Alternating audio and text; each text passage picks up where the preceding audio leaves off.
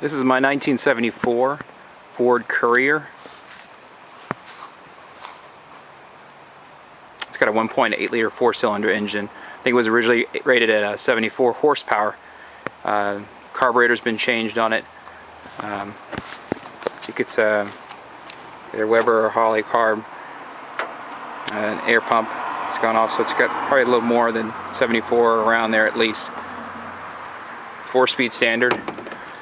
I've been working on it about 6 months, and it was in really poor shape. I've replaced the front headlights with H4 conversions, and if you notice the bottom there's daytime running LED lights at the very bottom of the light.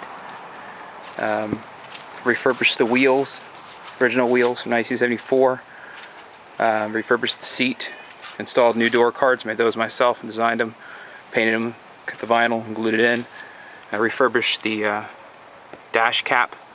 The speaker normally comes in the very middle there. There was an original speaker, it was a 1-speaker radio. I left the stock radio, which doesn't work, but I replaced it and put an aftermarket down here below the glove box with a detachable face. Installed, I think these are 6.5 speakers, 6.5-inch speakers, 3 ways on the doors, and also behind the seat, right where the seam meets there for the black and white. I installed 4x6 3-way speakers as well. I kind of want to keep the yellow theme, so I found speakers that are actually matched in yellow. It does not have air conditioning, it only has heat, original from the factory. Air conditioning was an option that not too many had here in the Pacific Northwest. Manual choke, 84,000 miles on it, and it's a 4-speed standard. It was not offered with carpet, but I went ahead and installed custom carpet with it. Again, I refurbished the seat, added new foam and memory foam. I need to redo the vinyl on the seat, but I haven't learned how to do that just yet.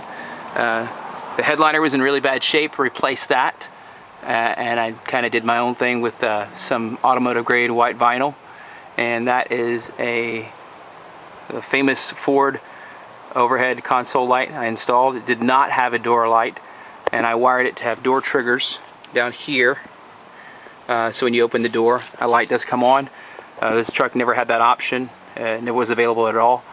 It had a switchable dome light or switchable side light inside, but that's it. Now I have map light and a dome light. I was also able to add an alarm with that, so it kind of worked out too, so I have an alarm on it now that's triggered with the door light opening. The back, the bed, I refurbished the bed and coated it with bed liner. All original glass as well. Side mirrors have been, the mounts have been refurbished. The mirrors themselves are brand new aftermarket.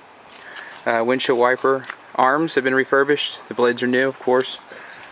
To the back, I was able to hit all the junkyards and find good lenses and refurbish those, and the actual housings for the lights, the reverse lights. The bumper is original as well, and that's been refurbished. A lot of refurbishing. All the original logos as well, I've gone through and done those by hand. I've kind of detailed and take some of the pitting out, re-blackened the shadow of the Courier and the front Ford. Runs pretty good. Stock exhaust. I believe it was aftermarket at some point, since the truck's 39 years old. It's probably not stock originally, but it has been replaced at some point. Go ahead and start it up. It runs pretty good. So, oh, and it does have, it's kind of hard to find, is this trim right here on the front of it. This aluminum trim can be really pricey to find aftermarket or scrapyard. It tends to really take a beating over the years and get stolen or lost or damaged in accidents. So it has that. Mine's in okay shape. Kind of refurbished what I could on that, refinish it. I didn't want to spend a whole lot of money. I got the truck for about $1,000. But let's crank her up and see what she sounds like, and I'll pop the hood.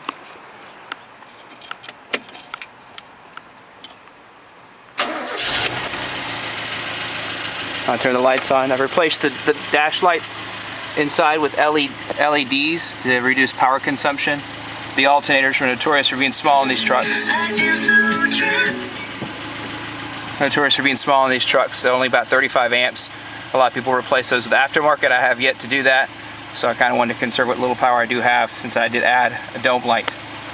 These are LEDs, and the nice thing is it still actually does dim with the original rotostat, or whatever you call it. So there's some dimming on the LEDs. Having some issues with my fuel gauge is one thing I'm having issues with, but horn works. It's not a Haas by any means, but it does run pretty well. Did not have license plate lights when I got it. I went ahead and installed LED screws there to shine down, again to reduce power consumption. Pop the hood here. Again, not a monster by any means, but I believe that little trucks should be powerful enough to get you down the road, but not a hot rod, and get great gas mileage. These things, most owners report about 30 miles a gallon if you've never driven one. The 4-speed though does kind of limit your highway passing power. Probably tops it out at probably around 90 miles an hour. I haven't had it that fast on the road because, well, this thing, probably not that safe. 4-wheel drum brakes have been refurbished, new shocks, front and rear, I've done those. I also replaced the idler arm as well as most of the front suspension, front steering at least. Did not replace the worm bearing or anything like that as far as the steering wheel. But I did replace the tie rod ends, the tie rods themselves. So that's about it. It's my 1974 Ford Courier. I named her Lucy in honor of Lucifer, mostly because every time I worked on something, something else broke. I replaced the rear suspension, looked up, and the gas tank started leaking. Repaired the gas tank, looked up, and the rear brake line started leaking. And if you've ever owned one of these and know anything about it, it's very difficult to find parts on these. So if you have a decent setup, it's far easier to refurbish. If you have the time to do it, at least it's cheaper to refurbish and to do it that route as far as to try to reproduce it or find one aftermarket. So you don't know much about them. These trucks were made by Mazda. They were great little trucks. They were shipped to the US without beds on them because of the chicken tax in the 70s. So this was shipped to America. It was made in Japan, but the bed was from the United States. It was assembled on the truck after it arrived at the dealer, from what I understand. So that's why I thought it was kind of weird looking at it. Shut the door here. You see that the bed cab and the truck bed doesn't evenly match up. There's a little bit of a, as far as how deep the bed is versus how deep the cab is, and that's partly because of they were added later. So check it out, great trucks. I recommend these trucks as well as Chevy Lubs were made by Isuzu. Those are good trucks as well.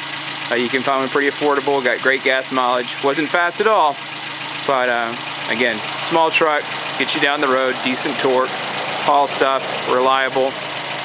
I recommend them. All right, thanks for watching. Bye.